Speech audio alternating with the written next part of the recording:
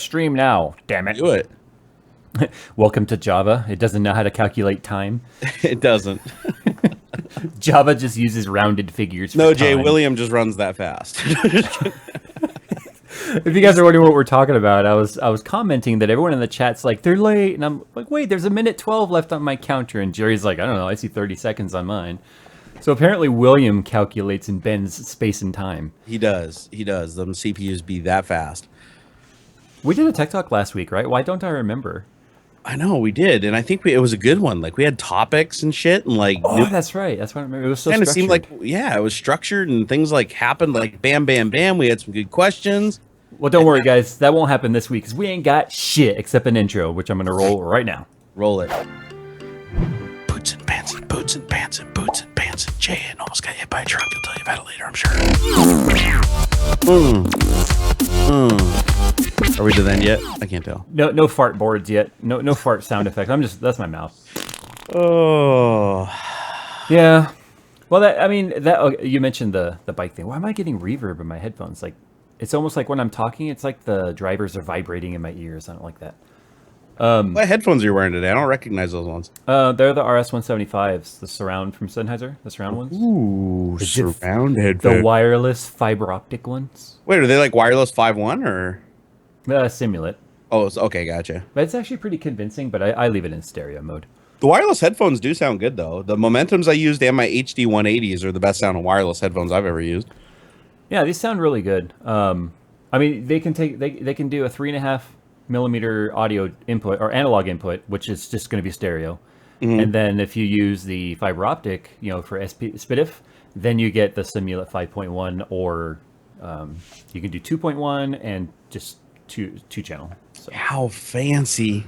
I know, and I also got in those blue microphone headphones from Blue Microphones. I don't know if you've seen them. They're like really adjustable. They're like crazy looking. Let me find a picture and put them online. Yeah, no, I haven't seen them. Well, you tell everyone what you're up to. I'll look for a picture. Well, I'm up to looking for topics because I took a nap instead of like doing my job.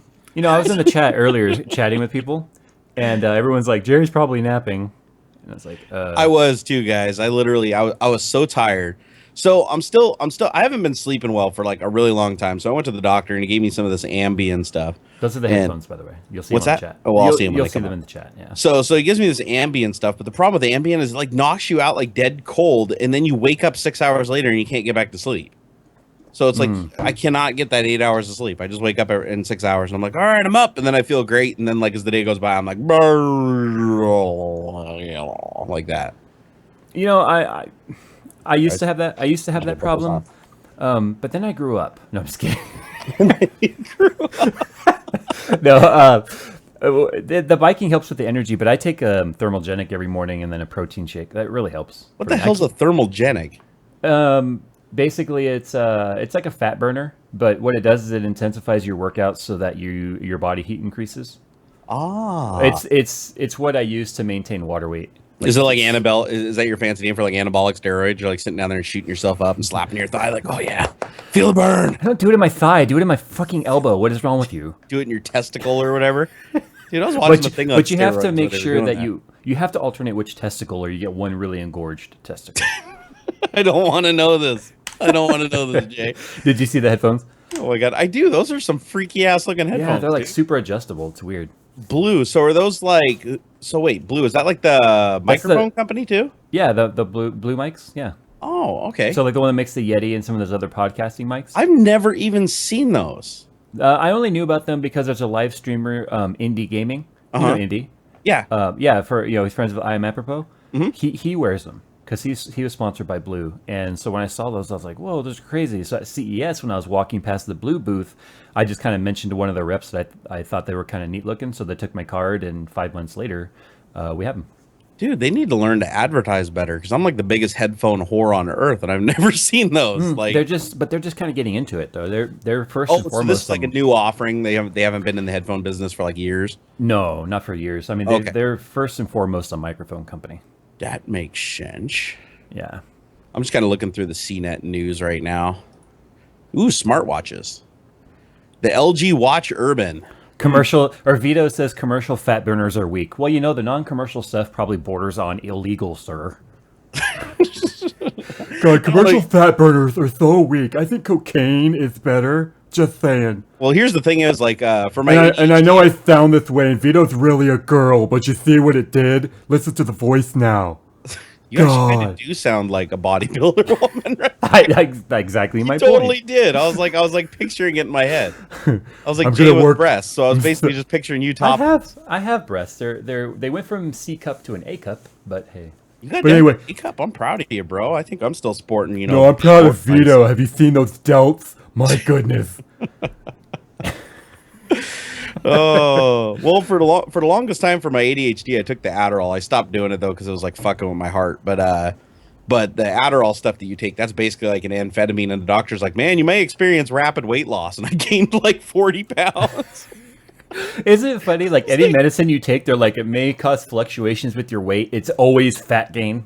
I know, but the funny thing is, he's like, this is an amphetamine. It's going to speed up your heart and your metabolism and curb your appetite, and you're probably going to experience some rapid weight loss. And I was like, rock on. And then I come back like 3 months later for my physical, and I'm like 30 pounds heavier. You're rolling in a wheelchair. Now, granted, that was right around the same time that I got laid off from Microsoft, so you know, I was eating myself through the pain, but still, I just thought that was pretty funny because it's like I'm basically eating like meth nuggets, and I still gained 30 pounds. God, it's a good thing I was. If I wasn't taking the meth nuggets. Woo! What would happen? You have an alarm on your phone. It's like boop boop. Don't forget to take your meth. Take your meth. Your meths instead of your meds. It's your take meths. your meths. I like it like maths, but it's your meth. Take your meths. Oh, but so I see a lot of people asking like, "WTF is up with the time of Tech Talk? Please inform us." We like to change the time of Tech Talk every couple of weeks just to throw everybody off. There's really no other purpose to it. Your lights totally flickered there for a second, didn't they? Oh yeah, it's my when my AC kicks on because I used to have my AC on a dedicated circuit, but then I moved it to the other circuit so that I could run my Bitcoin mine off of the dedicated circuit. That's right. Okay, so, you know, Jerry and I have learned that all this time, the network television leaving the same show on the same night at the same time, that's for poor people. That's totally for poor people. You see, the show is also an interactive entertainment where you have to try and find the time that it's on. Pretty soon we're going to start alternating the days, but not telling anybody. Think about how bored you would get if the show was just always on when you expected it to. That's just versus stupid. Just creeping up on your ass. That's stupid.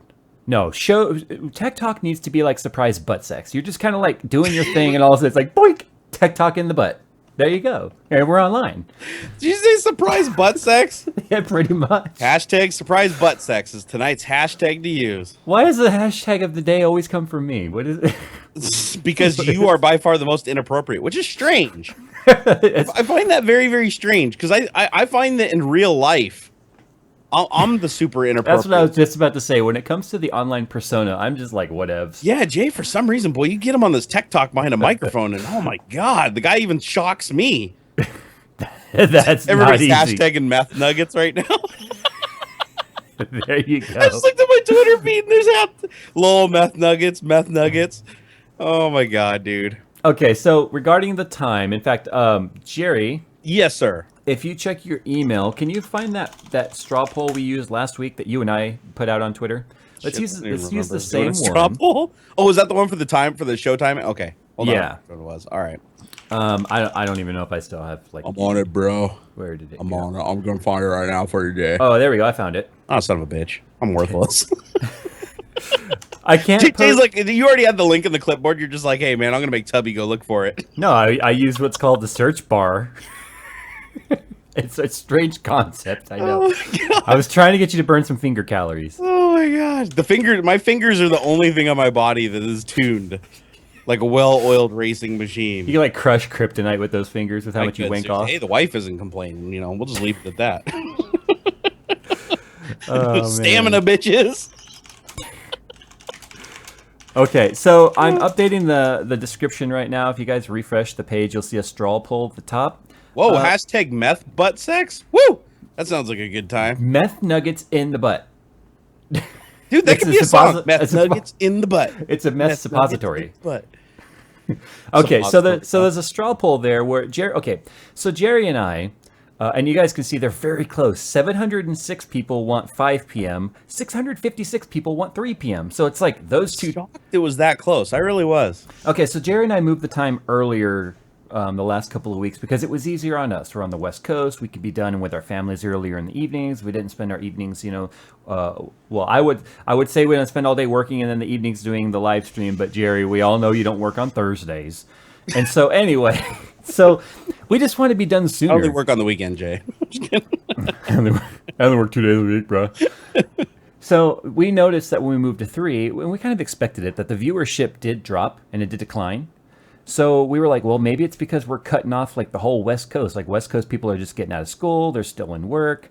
So then today was supposed to be at 3, but I made the mistake of telling Jerry earlier today. I meant to write Jerry and say, hey, Tech Talk will be at 3 today, and then we will ask the audience how they feel about 5. But I wrote this email while multitasking, and I wrote him, hey, Tech Talk's at 5 today, and then we'll poll the audience. So he was like, okay.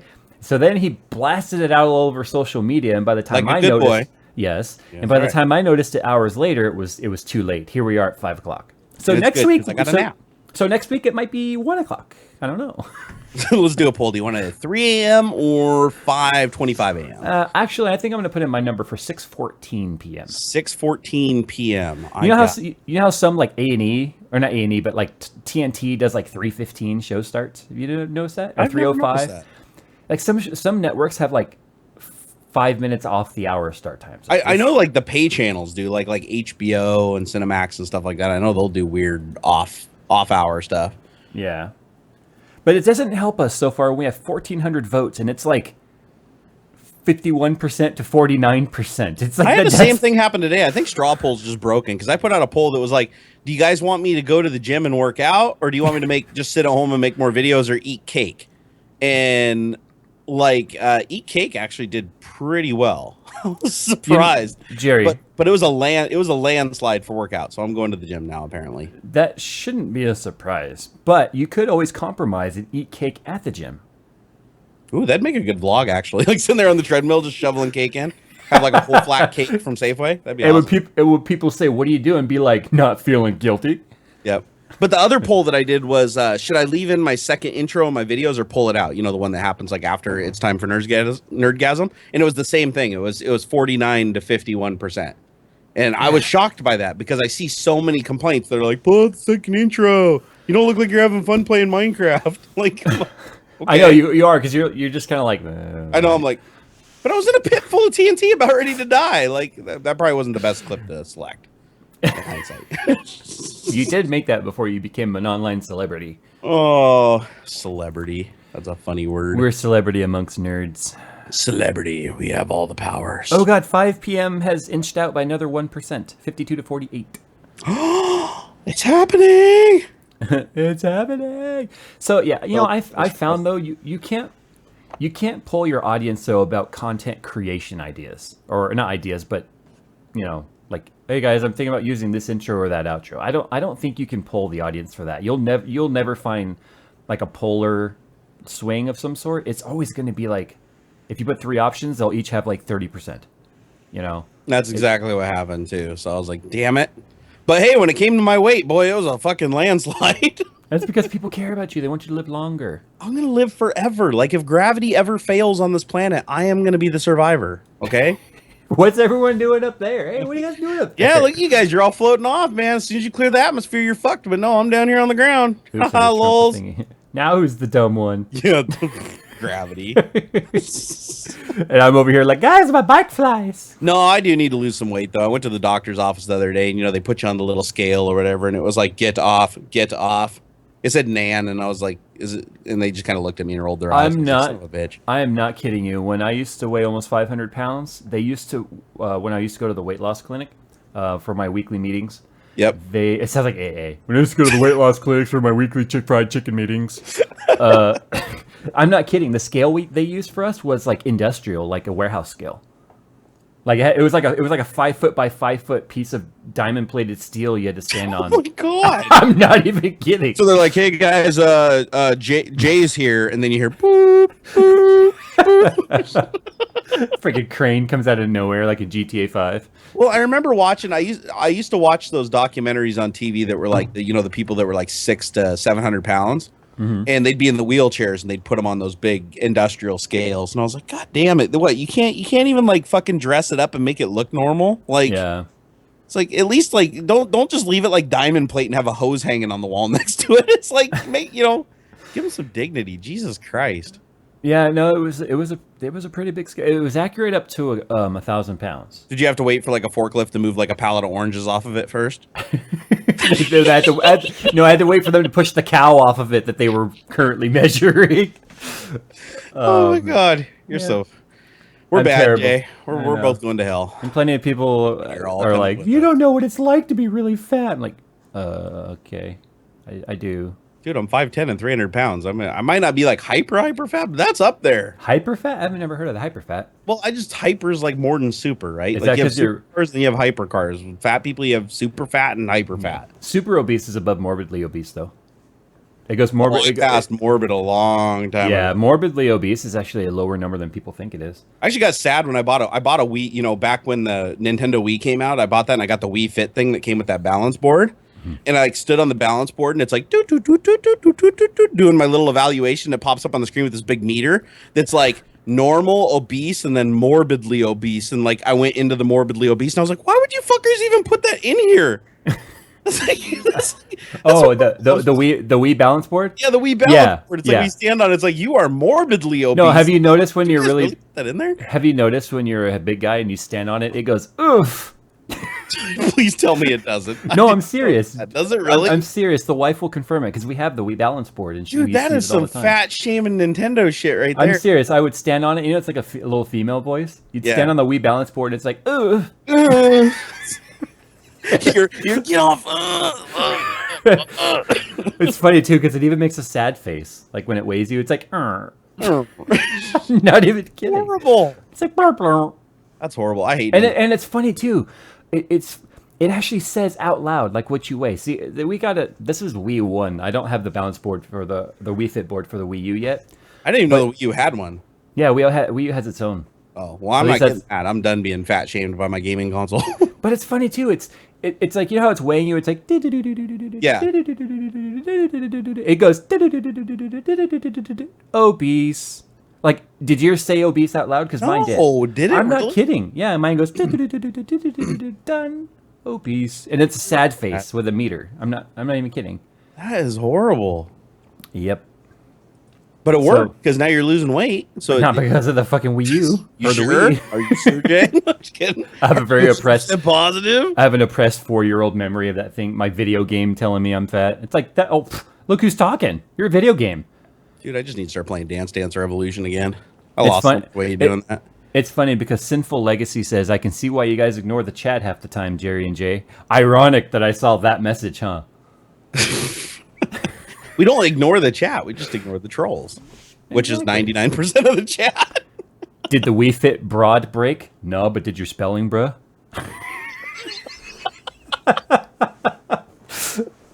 Oh my god! All right, why don't you pick it? Why don't you find a topic for us? All right, so let's. So I actually went out this week to a couple of Apple stores looking for an iWatch, and that was a pretty worthless endeavor. Why? They're literally like sold out. Oh, Absolutely. were you gonna buy one or just look at it? No, I wanted to buy one. Even though I don't really know what I'd use it for, I don't know. I'm that kind of nerd. It's like I just want something on my wrist that's got like little graphics and sparklies and shit that I can touch and do things to. Just when I thought I couldn't have any less respect for you, I want an iWatch, dude. he went out and bought an iWatch, or tried to, because I was talking. Apple's hypnotized me. Because I'm Batman. Because I'm Batman. You're not Batman, I'm I've Batman. been watching a lot of Super Cafe lately. Oh, have you? Let's see. Because you're Batman. Because I'm Batman. So let's see here. On CNET, let's see. IBM's Watson supercomputer to speed up cancer care. How does this work? So using computers to trawl through vast amounts of medical data speeds up the diagnosis process. Do you see the face I'm giving you when you mention the Apple Watch? Yeah, I see it now. We're gonna be so cranky. Because it's Apple, and because I'm Batman. He's a Batman. No, you're not Batman. I'm Batman. So I'm gonna go back to CNET here. Oh, Striker Wolf, thank you so much. He said that we're both funny looking and he loves us. Hey, Baker X Derrickson here. I expect a rainy day riding vlog. Oh, Microsoft Windows Phone by any other name. It's now Windows 10 Mobile. Wow, they just changed the name of shit constantly up over there. Windows 10 Mobile. It's the same as Hey Windows guys, Mobile. before y'all come after me and say that I'm just a Microsoft hater and I'm just bitter because they laid me off, you'd be absolutely correct. I still use Windows every day. All my experience is still in Microsoft products, so I just like giving them a hard time because they locked me out. I have Samsung Galaxy S6 here. That was sent to me by OtterBox. And the whole point of it was to Wait, OtterBox sent you a phone just to review a case? To review 2 cases. They wanted me to do the review. I said I didn't have a device, so they asked me who my carrier was, and they sent me a device. Now it has an OtterBox on there, so I can just throw it across the room like that. Nice. I have an LG G4 coming. I'm actually kind of excited about that, but we'll see. I'll probably turn it on and see Android and just be like, oh, and then shut it off. They also sent me one of the glass screen protectors for it. So it's all decked out, and I activated it on my my main line. Yep. For 4 hours. Did you, I transferred it back. Yeah. Did you the OtterBox cases are pretty damn indestructible. Did you see my video where I put an iPad in one of those OtterBoxes and just chucked it off my second floor of my house?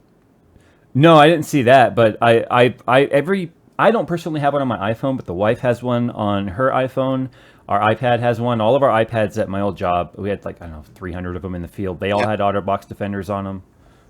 Yeah, well, we put one on Xander's because Xander has a habit of just he'll put it on the floor and then just stand on it because that's just what kids do, I guess. But no, when I did the video on it, I was like, oh, dude, I'm gonna this thing's pretty beefcake, and I just chucked it off my loft. Everyone's saying I broke the screen on my phone because I just chucked it across the room. I did not. Look. No, it's an Otter. The whole point of an OtterBox is to quadruple the width of your phone and make it indestructible. Yeah, pretty much. That's the same thing with the iPad. The OtterBox I put on the iPad added 2-inch bumpers all the way around it. You could seriously throw the thing at the wall like a fast pitch, and it'd be fine. It's funny though. The only devices I've ever personally seen in person with shattered screens from friends and stuff have all been Android devices with the Gorilla Glass. Yep.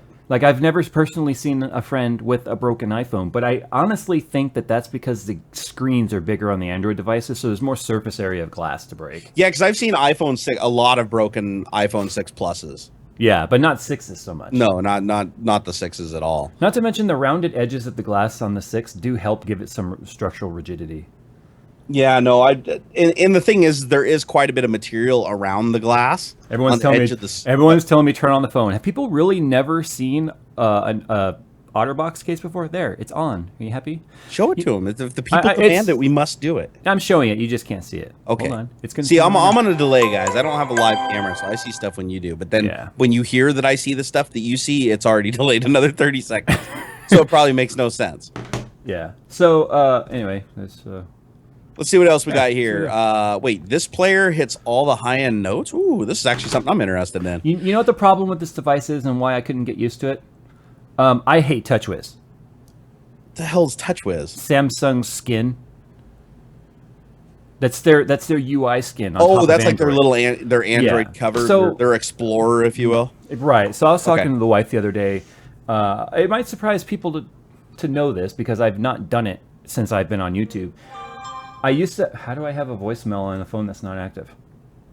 It's probably welcome to Android. Crazy. It's all Jay, activate me now. No, I've always been on Verizon, so there was a long. Stop it. There was.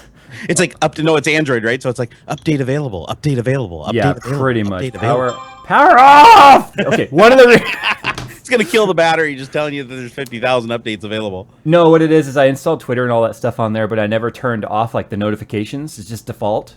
So by default, somebody who has as many followers as us, our battery would die in an hour. Yes. Okay, so I used to have Android devices long before iPhone because we didn't have iPhone, and I rooted every Droid I ever had, and I loved rooting and stuff. But the thing was, I burnt myself on it. I burnt myself out. I stopped caring about the rooting and the jailbreaking and all that stuff. That's why I like the iPhone. Same thing with iPhone too. I was a big jailbreaker on iPhone because I like to run all the console emulators and stuff on it. Yeah. And it just became so unstable over time that I found that I was just rebuilding the phone every couple of months, and I just got lazy and old and was like, nah. Well, for me, I was telling the wife last night or the night before. I said, for me to enjoy the Galaxy, I think I'm gonna have to root it. and end up going with some sort of a different UI. That's what I'm thinking I'm going to have to do, because I've had Galaxy S3 for work, and I carried that for 2 years. Yep. Hardly ever used it just to make phone calls, and I didn't worry about customizing it. But I don't like TouchWiz. Like picking up like an HTC, it's a little bit better, but still, the Galaxy phones, they're always such a pure experience. I like those over this Samsung. Yeah, that's one thing I liked about the OnePlus is that there was nothing like proprietary on top of it. It was just vanilla. It was cyanogen. On Oh it. yeah, But oh you yeah. could put vanilla Android on it. Everything. It was basically, you know, you didn't have to do anything crazy to root it. Isn't Cyanogen what comes on the OnePlus One? Yes. Yeah, I see. When I first started rooting, that was when Cyanogen was in its like 4th beta. But the thing with Cyanogen mod back then was, it was just starting out, so it was buggy as hell. I'll be honest, it's still fairly buggy. Oh, okay. Well, I was actually thinking about putting oxygen on it just to try it out. And they screwed up the last update. Like the last update, they put some crazy keyboard in it that like was designed for like little anorexic fingers. everyone's Like, telling me fat finger everything now. I see a lot of people telling me get Nova Launcher. Is Nova Launcher something that will work without rooting the phone, or do I have to root it? You guys answer. I've heard of Nova Launcher too. I never installed it, but a lot of people commented on that in my review video. Oh my god! Yes, Okay, in the LG G4. Yes. all of the Android fanboys, I get it. Get a launcher. I know. So I got a couple of messages after I did my headphone review the other day, asking about portable audio players, like portable DACs and amps and stuff like that, Oh, yeah, and battery music powered players. ones? Huh? Like the battery powered ones. Yeah, like the battery powered ones. Right. I was just on CNET, and they actually reviewed one called what is it, the Cowan Plenu? One review. It got $1,000 though, but it's a portable music player, and it also functions as a USB DAC, so you can plug it into the computer and actually use it as your DAC for that too. Let's see, but God, $1,000. See, that's the thing that I have a hard time with, is the iPhone actually has a really, really good DAC in it. It's a clean DAC. If you crank the audio up on it, you don't get, much noticeable. You don't any noticeable hiss really.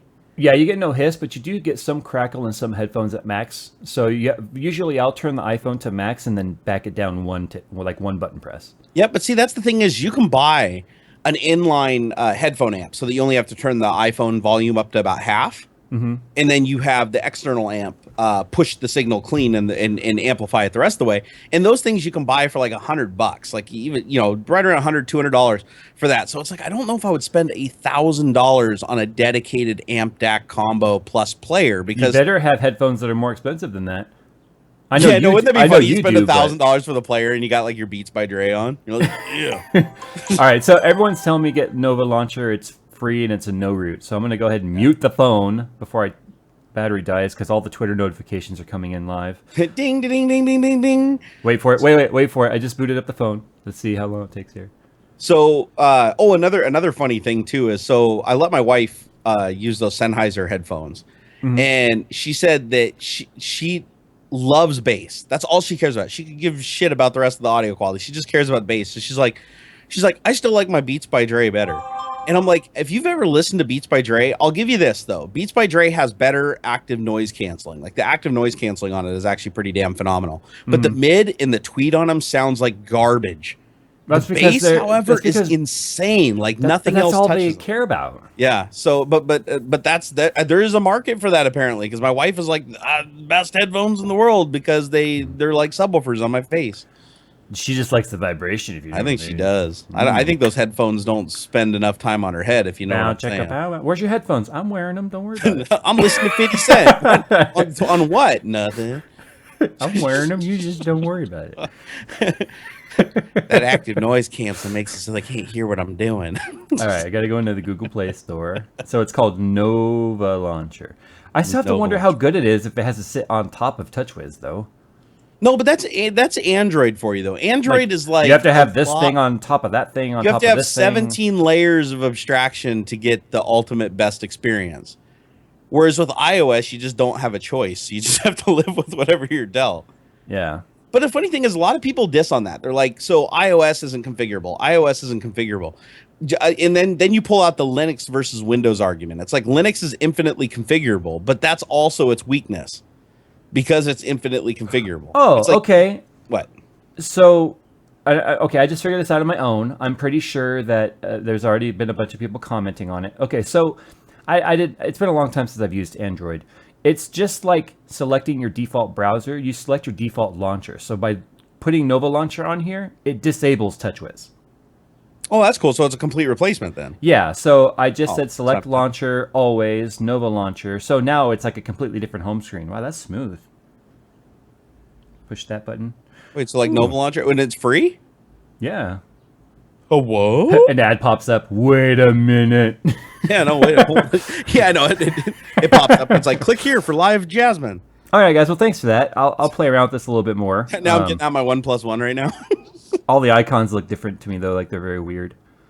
Yeah, cool. So we'll play around with that. Thank Nova you. Launcher. All right, thank you, Nova guys. Launcher. You may have breathed some new life. Actually, Projawal, I'm banning you. You are spamming. I'm banning. Sorry. No, need I will not full help you pick sim. all your PC parts today. There you go. Cool. It's a You're gone. Cyanogen. Cyanogen. Mine just says Samsung and then doom doom doom doom Verizon. I have another sim, Jay, too, that's active. That's like I can't get disabled for like a year, so I should probably pull that out of my Lumia 1520 and stick it in my OnePlus or my LG. Was it LG G4 when it gets here?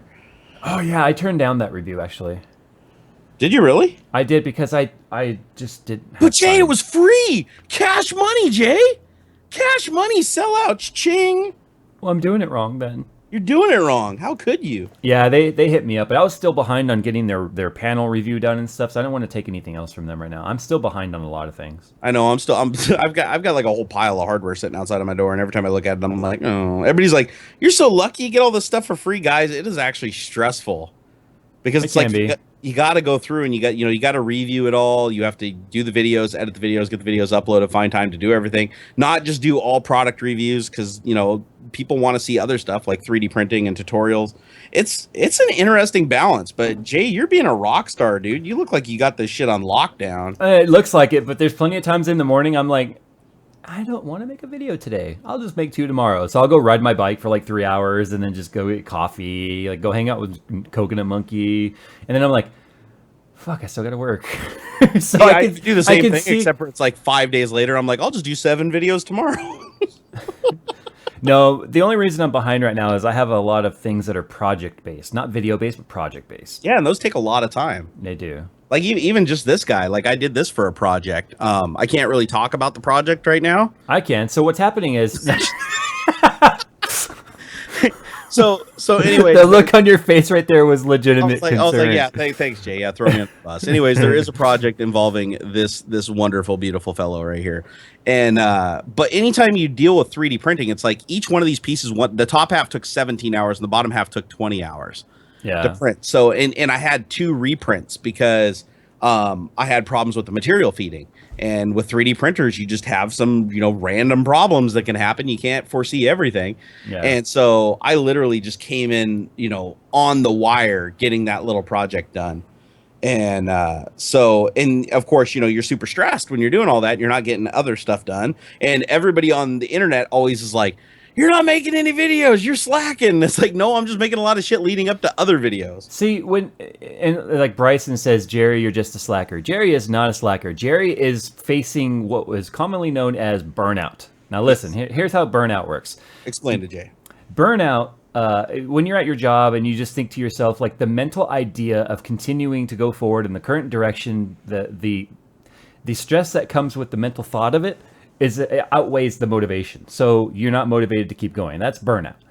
And usually when you face burnout, it affects your job performance and your boss will sit you aside and be like, what's going on, Jerry? We've noticed your performance is slacking. Is everything okay? Yep. It's usually how the first one goes. The second one is like, hey, Jerry, we talked to you about this, a couple months ago. And we noticed that you still seem to be struggling. What's going on here? Our situation is you've got 50,000 people yelling at you. Why the fuck aren't you making any videos? I'm unsubbing, you lazy piece of shit. And so it's like, it's not exactly motivation to keep going when that's the type of motivation you're getting. Yeah, I'd say that's pretty sums it up, Jay. That was actually good. Yeah, it's like it worked. Your boss pulls you in and be like, yeah, I think you could do a little better. What do we got to do? What do we got to fix? And on the internet, it's like, so, it's like, God, what's that guy's name? It's like Gary Busey runs in the room just screaming at you. What's going on in here? What the fuck, you piece of shit? Why aren't you making videos? So Gary Busey leaves, and then in comes Joe Pesci. Hey, look, you fucking piece of shit, all right? Oh my god, that's the internet, dude. We need to do that video. That would be a fun video. Yeah. The internet. What if the internet was your boss? Oh my god! Well, That would one be there, the best video ever. They already think that they are.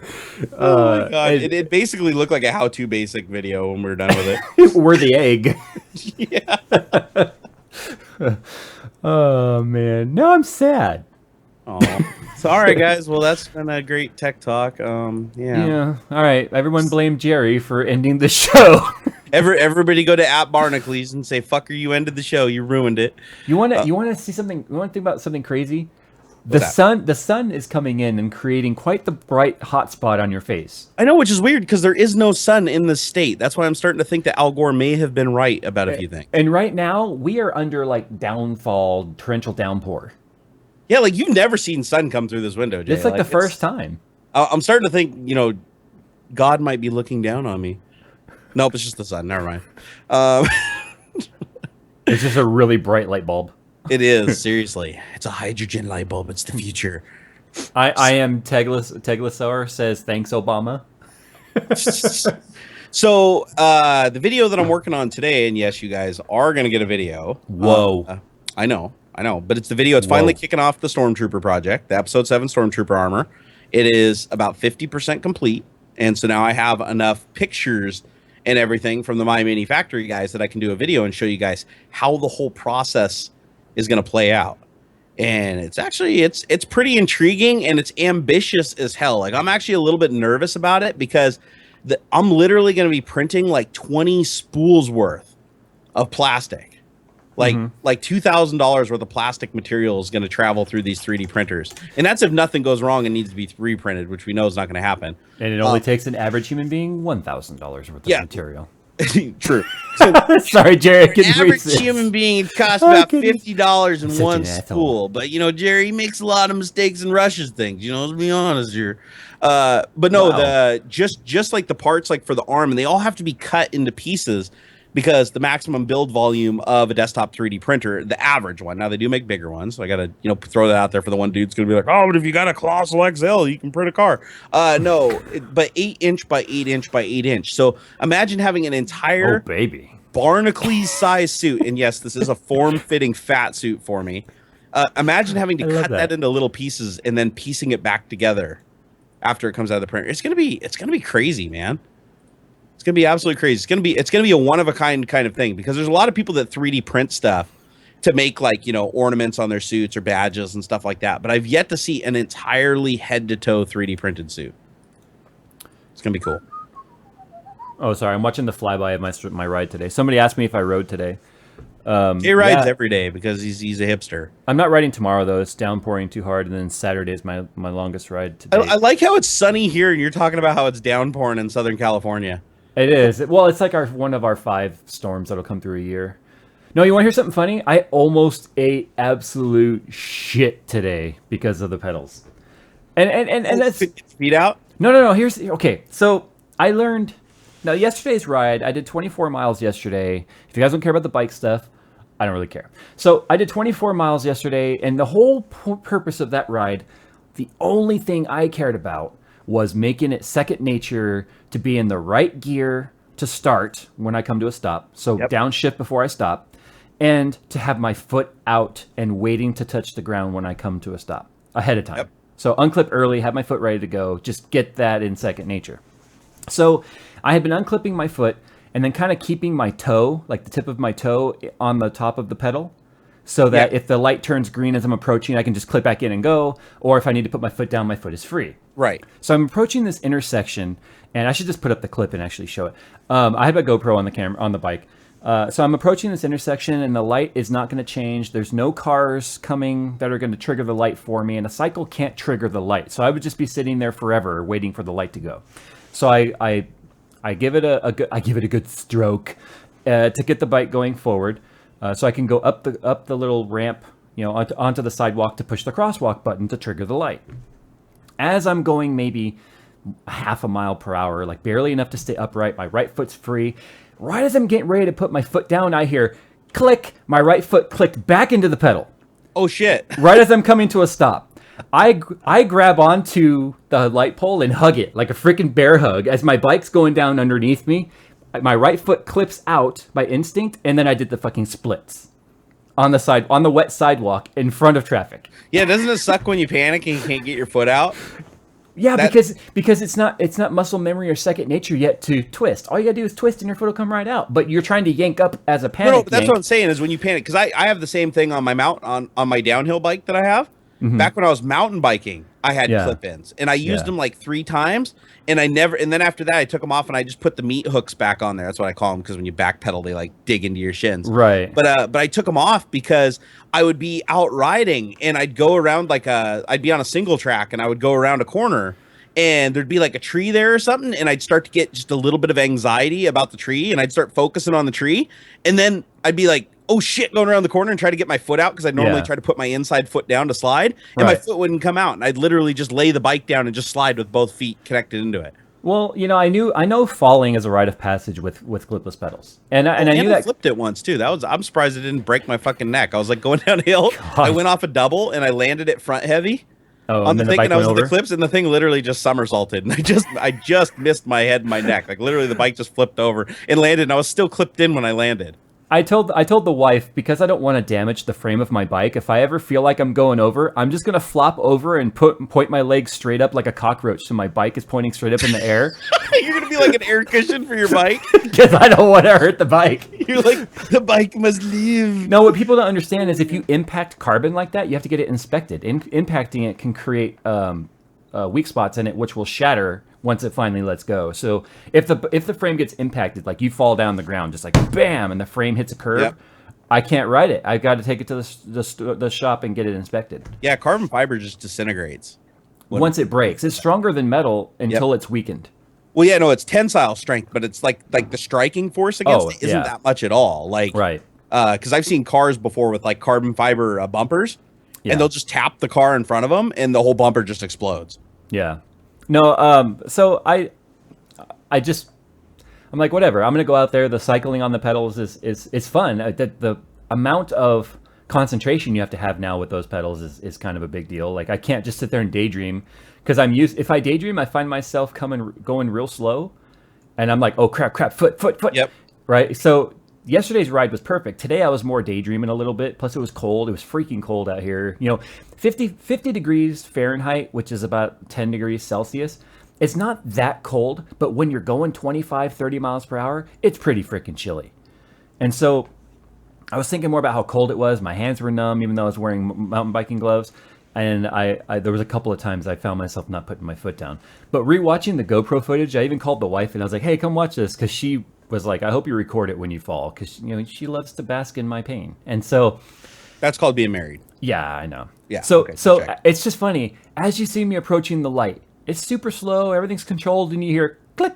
And right when that click happens, you hear me fuck, because I couldn't get my foot back out. Oh, the audio picked up on the GoPro. Oh yeah, because my head was right above it. So let's put it this way. The bike and my legs contorted to such a position that my GoPro, which is on the handlebars facing forward, was now pointing up at my face. That's how much my lower body contorted to try and save the bike. So to end this 3D printer-esque bike talk here, why don't you tell everybody how you almost got creamed by an 18-wheeler today? And better yet, put that screenshot up. If you got that screenshot? I have it. Yeah, stick it up and show them, because that's pretty goddamn intimidating. Like when I first saw that picture, I thought you were literally like passing a stationary vehicle. I didn't realize that thing was barreling past you. I was doing, I think, right here on this stretch of road, according to Strava. Actually, I could look right now. I'm looking at my flyby. I'm a Strava flyby. On that portion of road, I was probably doing about 25 miles per hour right there. He passed me going maybe 50. So it's a 25 mile per hour difference, but on top of that, I'm on the line. I can't move to the right any more than I already am, first of all. Second of all, where did the Tech Talk chat go? Uh-oh, hold on. Okay, there it is. Second of all, I can't move to the right any more than I already am because, one, I'm on a road bike, slick tires, 1 inch wide, or 25 millimeter wheels. I can't go in the dirt with those. And two, you know how much air the front of those big rigs push off? I was shoved to the side as well as he went by. I've been in a car with the window down. when one of those things has gone by, and Yeah. and it like shakes the car back and forth. 3,000-pound car. So I can imagine. Okay, so there was a lot. I actually put this picture up on Twitter, and there was quite a bit of debate about it. And people can see that there is a car on his left. You can see it through the trailer right there. You can see. Oh, I did notice that before, but yeah, there is a car on his left. But here's the thing. He could have pushed that car out of the way, Jay. Yeah, absolutely. Has he not played Grand Theft Auto? No. So over here on the left, you can see there's a car there. Now, if you watch the footage, which, oops, I just dragged my camera away. I am just messing up the overlay here. Oh my God, Jay. Job opening. Noob hour. Hey, All right. if you guys would like to co-host Tech Talk on Jay's channel with me, Contact Jay. So, on the footage, and I might do an analysis of this. He's pacing the car on his left. Okay, that means he didn't want to slow down to move over. I know those trucks are big and heavy. First of all, he's a flatbed, and he was empty. There was nothing on the bed. And an empty, even a flatbed trailer that probably weighs 30,000 pounds. Those trucks can move without any problem. It's flat. There's no hill. That stretch of road also at his ride height and how straight the road is, even though there's a slight curve to it, he could see me far enough in advance to prepare to move over. That's the thing that I think pisses me off the most. So it's just one of those things where, because it's a GoPro and it's a wide angle, you can't really tell. There was maybe a foot of clearance between that trailer and those wheels and my left side of my bike and my body. I can tell because if you look at the center of the picture up further, you can see how close he is to the line where the where there is no distortion. I mean, he's literally like maybe 2 feet from the line, and you're over a foot wide. So yeah. Well, when the truck goes by, you hear me on the GoPro, Jesus Christ, because it caught me off guard. I heard him coming, but I had never seen anyone be that close to me. Well, what would scare me is getting sucked up under that trailer. No, it wasn't. It doesn't suck, Jerry. It blows. No, seriously. It was Spaceballs.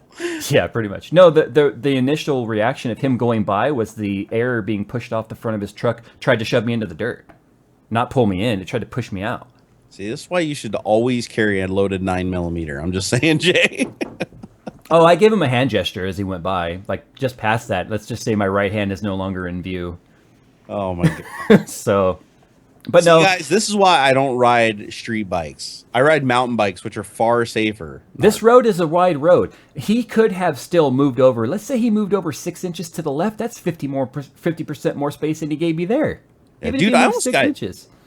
It's funny though. There's danger in any time you're doing any stuff like this. Like I've been mountain biking before and had people like they get antsy because I'm not as fast as they are, and they'll go like try to fly by me and they'll arm check me and I'll go flying off the track. Yeah. That pisses me off. Or I almost got hit by a dune buggy once while I was riding my dirt bike out in Eastern Washington. Dune buggy didn't have his flag up, and you can't hear those guys over the dunes because there's nowhere for the sound to reflect off of. So they're like perfectly silent when they're down behind a dune, and you can't hear them over your bike. So I'm like going up over this dune. This dune buggy just goes wow, like almost over my head. I mean, I was maybe 4 feet off to the left of it. Yeah. People are telling me to play the clip. The reason why I'm not playing the clip is.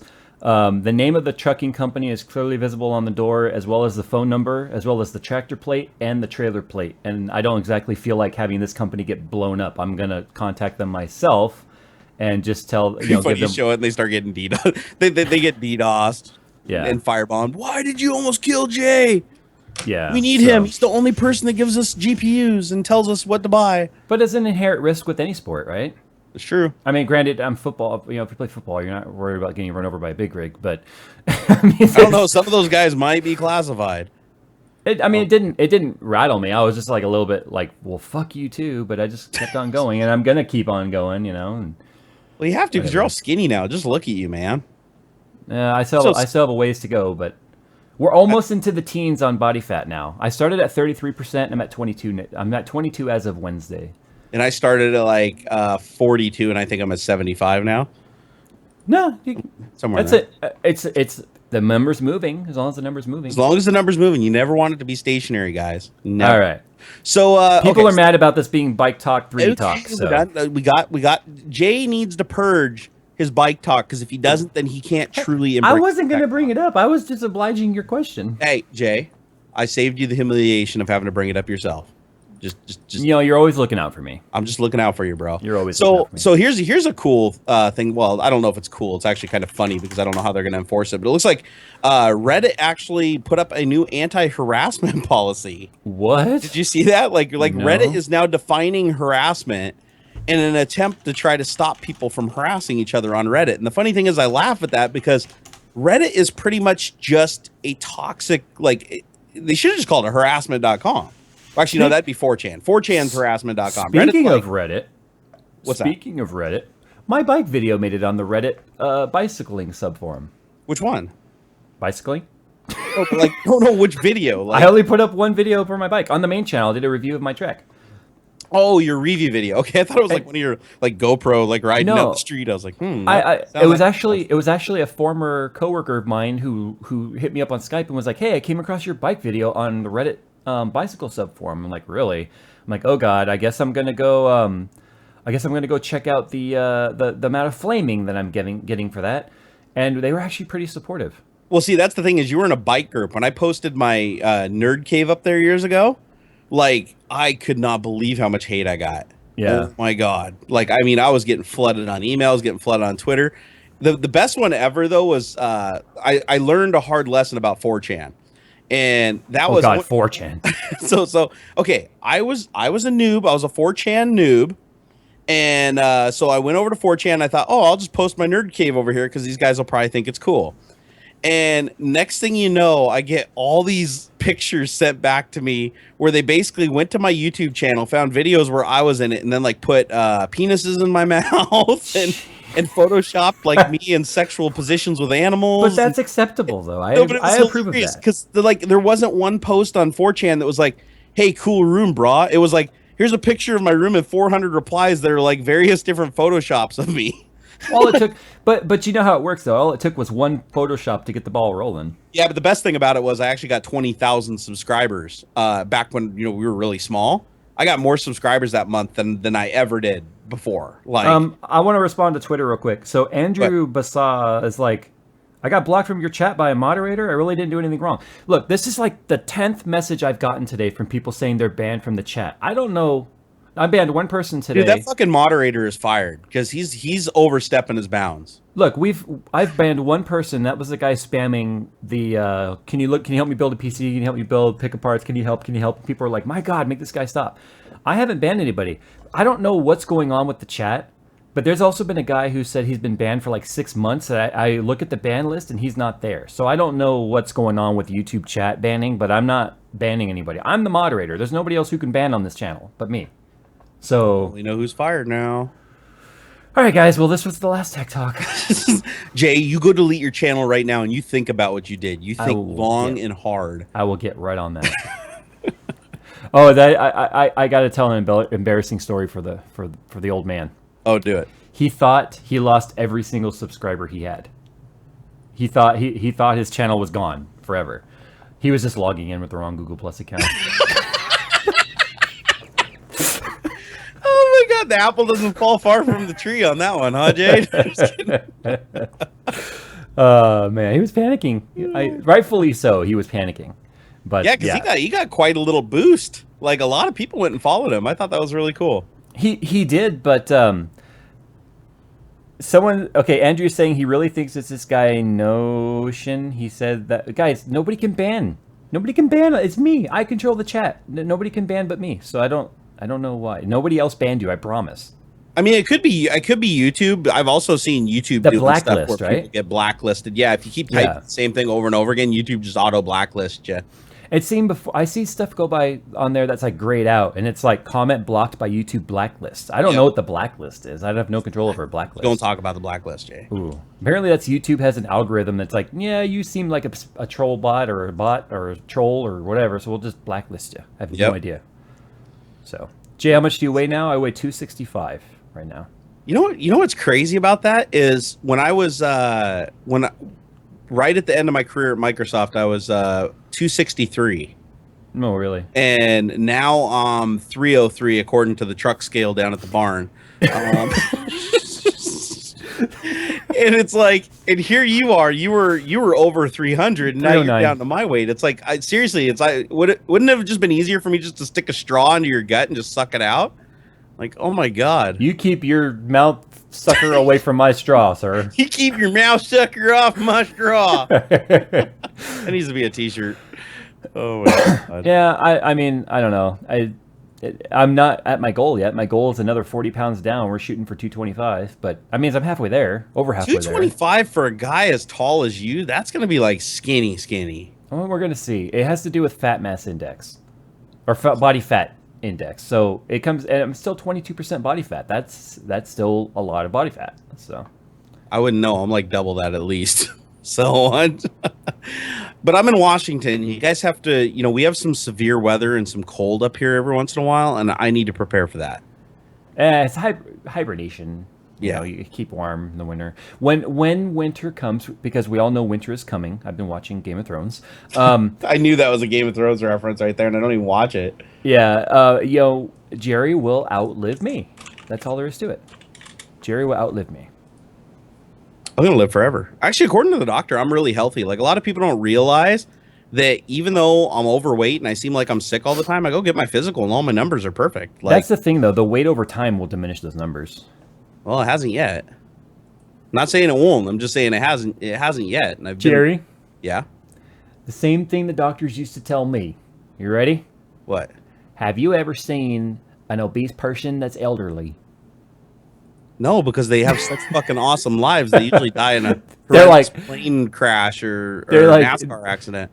An obese NASCAR driver? I'd love to see that. I'll be the first, Jay. I'll be the first. You'll be the first. How tall am I? I'm 6'4". Jerry is 4'6". Pretty much. I think I'm like I'm 5'9", 5'10".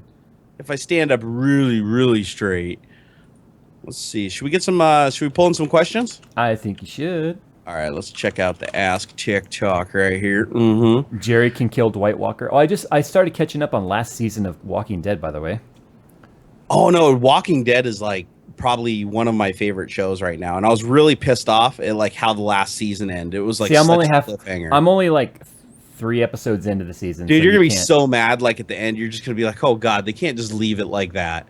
But they do. You know what I'm watching right now though? Lost. I'm on season 4. Like Oh, Lost yeah. was like this big craze back in the day. I never watched it. I binge watched it. I watched the entire series in 1 month. That's insane. Well, we're probably getting pretty close. We watch about two to 3 episodes a day, and man, that The show it is pulls you in. the show is old enough now to where there's no such thing as spoiler alert. So where are you at right now? Anyone who hasn't seen it by now, too bad. Spoiler alert. Jerry, where are you right now? So I'm on season 4, episode I think 5, where they're out on the freighter, Right. and they just discovered that there's like some kind of like time anomaly happening where they're like traveling back and forth through time. Right. Saeed is, and the other dude that was on the ship died from the time traveling, but he figured out how to like nest himself. But there's some kind of weird time dilation thing going on between the island and the freighter. So you haven't seen The Dial yet? No, and Okay. don't you ruin it. But Okay, so here's what happens. oh, here the last Dude, thing I saw, you'll never guess, dude. It was all a fucking dream. no. That's kind of what everyone expected with that show, though. Oh God, it isn't. Okay, good. Because that's where I was going for. I was like, God damn it, is this all in Hurley's head or something?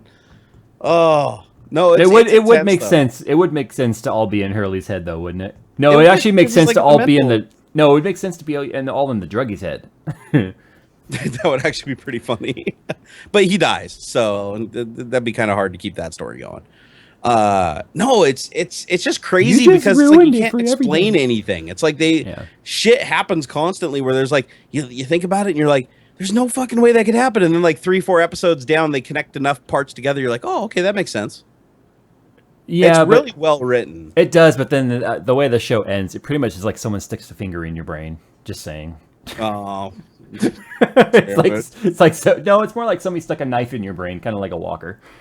Honestly, yeah, I binge watched it, and it's almost. It was easier for me to get it because I watched all the episodes so close together, and it will be for you too. I feel bad for those people who had to watch them 1 week apart over and over. Yeah, because you would forget so much. No, you would. You absolutely would. And then like nothing would make sense at all. Because I still find that. Like I'll wait one day after watching an episode and I'm like, I have to watch the recap at the beginning of the episode because I'm like, there's no freaking way I'm gonna make any sense of this. Yeah. And then they do the episodes where they follow like one character, and those drive me absolutely batshit crazy. Because it's like it'll be centered on one character throughout the entire episode, and then in the next episode it'll be centered on another character. It's kind of like you're learning their lives concurrently. But then you slowly start realizing that they're all intertwined with each other in some way. Yep. Every single one of them. And it's so bizarre because you're like, and then you never know if it's like future or past and shit because they never put it on the screen. You just have to guess by like what's going on. Except for the VW bus, that's clearly in the past. That was clearly in the past. Everybody's what are you talking about? The initial Dharma initiative. Like I think season 2 was my like least favorite because I was so sick of hearing about the goddamn hatch. It's a hatch. I get it. It's a fucking hatch. So I like how they blew the hatch. They blew a bomb-proof hatch open with dynamite. Yeah. Like the whole purpose of that hatch was to be bomb-proof. Well, it was pretty strong. And they blew it up with dynamite. And don't forget, you have to push the button. You have to push the button.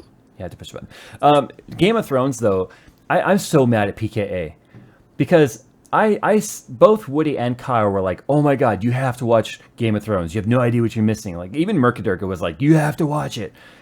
And I said to him, is every single episode a cliffhanger? Like every single episode you're like, oh man, do you want to know what happens next? He's like, no. They're like, no, there's conflict and there's resolution in most of the episodes. Fuck that. Every single episode has been a cliffhanger so far. I hate that. It's like, because then you're left going, I want to watch the next one if it's late at night. Then you're like, you have a real hard life decision. Do I watch another episode or do I go to bed? Yeah, but Walking Dead's the exact same way too. But I kind of hate that. I like there to be at least multiple conflicts and resolutions throughout the series. You know what I mean? What I hate is when they show you in the fucking preview that there's like going to be some kind of resolution or something's going to happen, and then it turns out that's still another episode away. Sometimes you see the coming up on Game of Thrones the sneak peeks. Yeah. Sometimes it's like way in the future, like 3 or 4 episodes away. I only watched the first like 3 or 4 episodes of Game of Thrones. And there was just so much nudity that I couldn't even follow the story. Yeah, you were just like boobs. I was like, boobs. More boobs. Yeah. Yeah, it even makes a guy like me go, God, that's enough boobs already. Or like, there could never be enough boobs. No, or Orange is the New Black. I love that show. Have you seen that? I have, but only what the wife has had on while I was in the room. But I don't get in. I don't watch that much TV. It's really good. Orange is the New Black is actually really, really good. Okay, they want us to talk about Witcher 3 because apparently a lot of people were saying there was some bait and switch thing going on with Witcher 3. I know that you can have sex on the back of a unicorn in it. Well, all right, I guess there's nothing else to say. I saw some article on it that was like Witcher, you can have sex on the back of a unicorn, and I was like started reading it and they showed some screenshots. And apparently there's like some storyline in there where you're on the back of a stuffed unicorn having sex.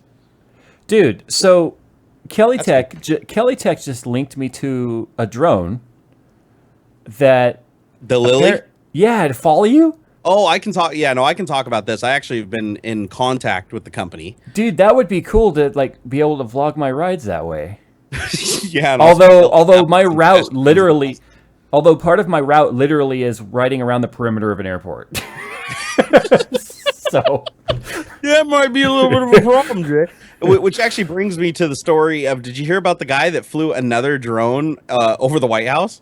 Oh, jeez. Like, but apparently it was like a toy drone. It was like some Parrot AR thing. But anyways, they flew it over there, and sure enough, the Secret Service went out and like apprehended the guy. Like, seriously, people, do you not see that it's a bad idea? There's a fence there. It doesn't mean you can just fly your little remote control gizmos and shit over the fence. It blows my mind that people think that they can get away with it. Like, it's the Secret Service. They all fired. The Secret Service? The Secret Service. Sorry, it's the Secret Surface. No one shall ever know what it's made of. Please, if you were listening right now and you are a drone enthusiast, and people hate it when I use the word drone, but I like using it, so suck it. But quadcopter. It's a hexcopter, you noob. Don't fly your shit over airports. Don't fly your shit over the White House, or the government's going to take them all away. And don't fly them over airports.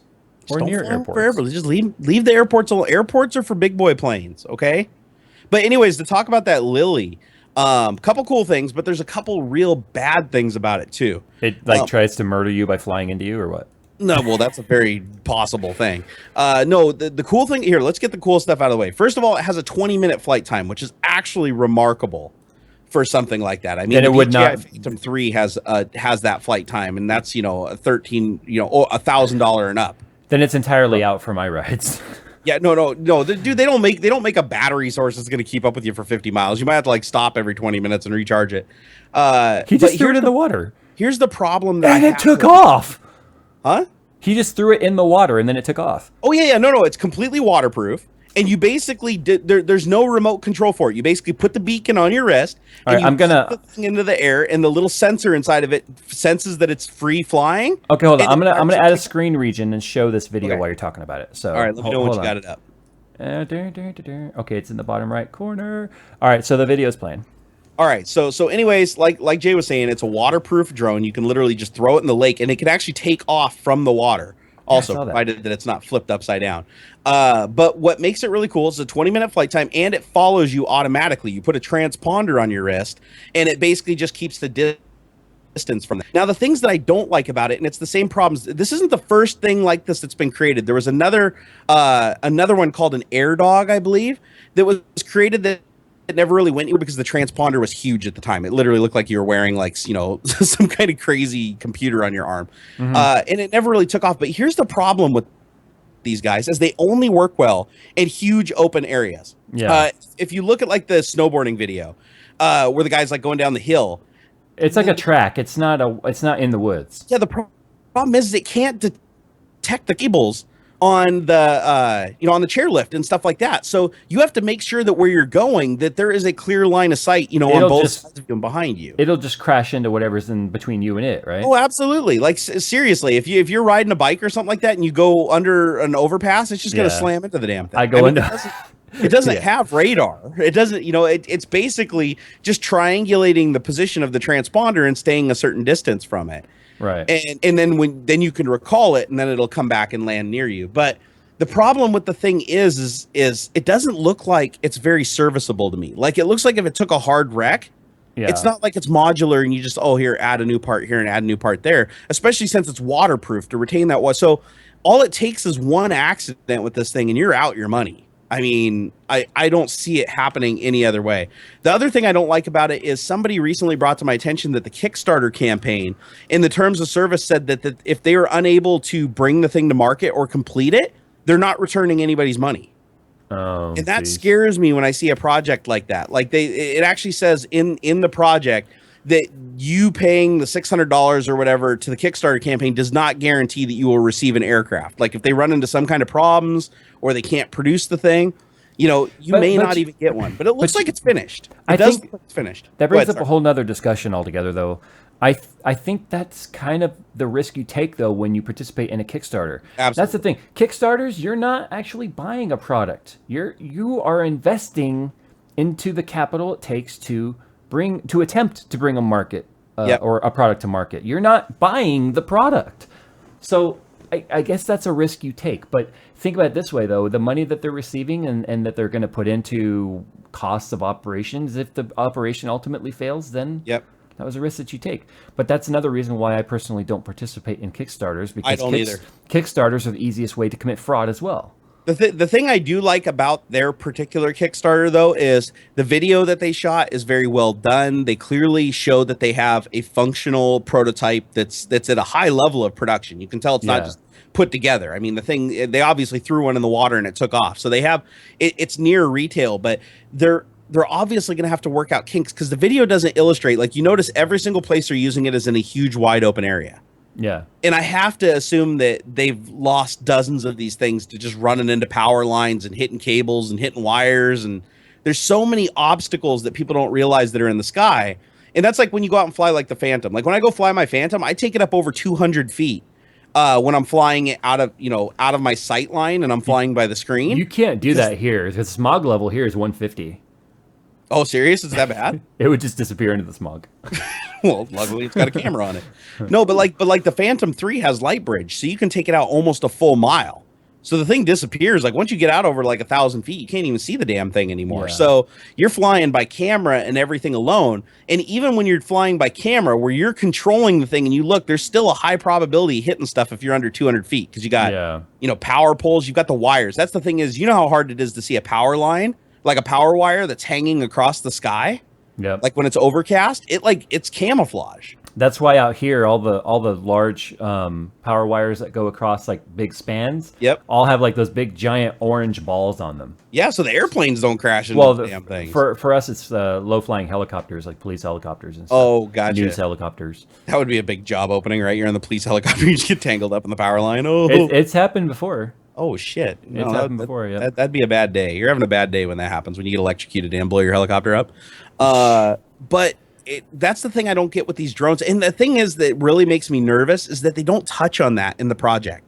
Yeah. Like when you look through the project, they're like, "Oh yeah, just take this thing anywhere, take it to a park, and just huck it in the air and go run around and do stuff. And for 20 minutes, it'll film everything you're doing." And it's like, no, you guys need to make it clear this thing does not have magic radar and spatial awareness and everything like that. It's not going to be able to avoid obstacles. But there's a level of, I hate to even say it, but there's a level of common sense required with this technology. But that's the thing is, I'd agree with you normally, but when it comes to something like a drone, it's like 3D printers, right?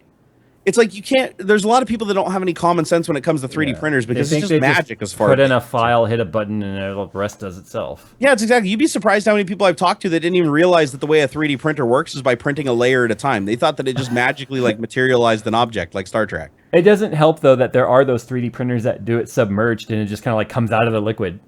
I know. That's it. I'm waiting for that clip printer, dude. That's a game changer right there. And that's actual proven technology too. They actually had a TED talk where did you see that TED talk where they actually printed something live in 7 minutes while the dude was talking? Yeah. That was really cool. And he even said at the beginning, he's like, well, this shit's still pretty prototype and it might not work on the first try. And I was like, dude, you should have just owned it and just walked out there and be like, oh, this shit works every single time. Yeah. Because it came out perfect. He couldn't have had a more perfect run. Yeah, the confidence level was lacking. But the next best thing to clip is the SLS technology, which I actually have an SLS printer. That's stereolithography. So same kind of principle. You're basically, instead of printing from the top down, you're printing from the bottom up. And you're doing it with a laser curing a resin, a liquid resin. So, and I will have that review up next week. I've just fallen so far behind. Actually, that's another thing that, like we were talking about earlier with burnout and everything. It's like when you get so far underwater, it's like really hard to even like your 3D printing isn't fun to you at that point. It isn't. That's the problem. Is everything loses fun when you're like so far. Like I'm shooting one video and I'm thinking about 3 others that have to get done, and that's why right now I'm just trying to kind of chill and regroup and get some good sleep and just tackle one thing at a time and have fun with it because I don't want to just become this machine that just cranks out videos. Well, that's not what I'm about. That's why I think making some fitness changes in your routine would help all of that out. Oh, I think so too, because I've been really tired, and I know that has to do with just being lethargic, because on the days where I was walking downtown, like when I was doing the 4-mile walk, I'd be awake. I'd be wide awake all day long. Last week, earlier this week, I went out and mowed the lawn, borrowed the neighbor's mower because my lawn got so long I couldn't mow it with mine. So I had to go get his super mower. Yours is electric, right? Yeah, no, it might as well be, though. No, it's like a freaking little 1 horsepower little Briggs and Stratton. So I went and got his 7 horsepower, mowed the whole thing, went out and weed eated, and did all the yard work and everything like that. And I felt great for the rest of the day because it's like I got some sun, I got some exercise. And that's just it, is when you do this for a living and you wake up in the morning, it's like literally I step in, I put on my PJs and I walk up to this room and I get on social networking, I answer email, and I do stuff, and the day just blows by. Yeah. And I need to stop doing that because, that's why I'm gaining weight. That's why I'm exhausted every day. That's why I don't sleep well either, because I'm never exhausting my body. Mm-hmm. It's like midnight and my body's like, hey, you went up the stairs twice today. Kudos. I hate to turn this into like, weight loss talk or whatever, but go ahead. These are our lives. Point I'm willing. No, these are our lives. Yep. When I started, okay, so January 25th was the day I bought my bike. January 26th was my first bike ride. And from that moment, I was like, I'm just going to make these changes. But you know what my trainer told me the very first thing I had to do was, before the bike, before the eating, before the lifting or the cardio, he's like, you need to sleep. He says, lack of sleep, you will not lose weight. No, I completely agree with that. And that's actually why I went to the doctor. The whole reason for me going to the doctor was to get the Ambien to help me sleep. And it's helped a lot, but I think I need to go get the Ambien CR, the 8-hour stuff. I started with the 4-hour stuff just because he wanted to see how I reacted to it.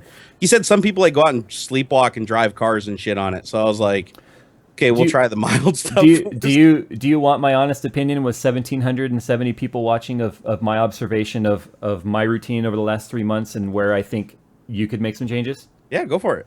This isn't a judgment thing whatsoever. You're like me in that when you try more than I think you should try at that time. Like your 4 mile walk, kind of like your 4 mile walk with 2 miles of it uphill. Yeah, that was probably a little more than you should have bit off at that point. Oh yeah, because I hurt like hell for days each time I did it. Yeah, you didn't keep doing it because it wasn't enjoyable, right? I mean, you sort of. Yeah, I did dread. I did dread the walk back. Yeah, I dread my ride back sometimes. Trust me, I'm like, yeah, I got to this point. But that's the thing is, once I get started on it, I love it. Like that's the thing is, I need that push. I wouldn't be able to do walking because it's like, man, I don't want to go outside. I don't want to go for a walk. I don't want to do that. And then the second I'm out the front door and I'm off the front, I'm like, woo, I'm free, and I just run away from the house. And I'm like, I'm never coming back. What a world, you know? But the weather's turning, which is going to help you too. Oh yeah, the weather's been beautiful the last couple of days. Like actually, you can probably tell from watching my Instagram, I've actually been going outside when I can and sitting topless in my yard, scaring all my neighbors. But just getting sun. Like just something simple as being out for 30 minutes and getting sunlight just makes me feel like a ton better. See, and for some reason I still don't do it every day. It's like, even though I know it makes me feel better and I know it's going to help, when I don't sleep well and everything and I'm dragging ass, the last thing I want to do is leave the house. And I need to defeat that. You know, welcome to Tech Talk Counseling Edition. No, it's not that. I mean, this is a big part of our lives. It is. You know what kind of gets annoying is I know I'm inspiring a lot of people, which is a byproduct or a side effect of this. Oh, I hadn't noticed, Jay. No, I only put this online because it held me accountable. I had to succeed, otherwise I'd get called out for it. That was the reason why I put it all online. Yeah. And it doesn't help, though, when you have 10,000 armchair personal trainers wanting to tell you how to do your thing. I know that actually does get to me because like I post like today I posted, right? I said, okay, should I go get a gym membership? I already was going to do it either way, but I figured here, I'll put it up for a straw poll. And, miraculously, everybody wants me to go to the gym. Big surprise, not really. I knew that. Yeah. So I'm going to go to the gym. But then immediately I start getting this massive influx. It's like, it doesn't matter how much you exercise, you need to change your diet. It doesn't matter how much you change your diet, you need to do this kind of exercise. Oh, you should do weights. No, don't do weights. You should walk on the treadmill and start with this. Every single person had a different routine that worked for them. Right.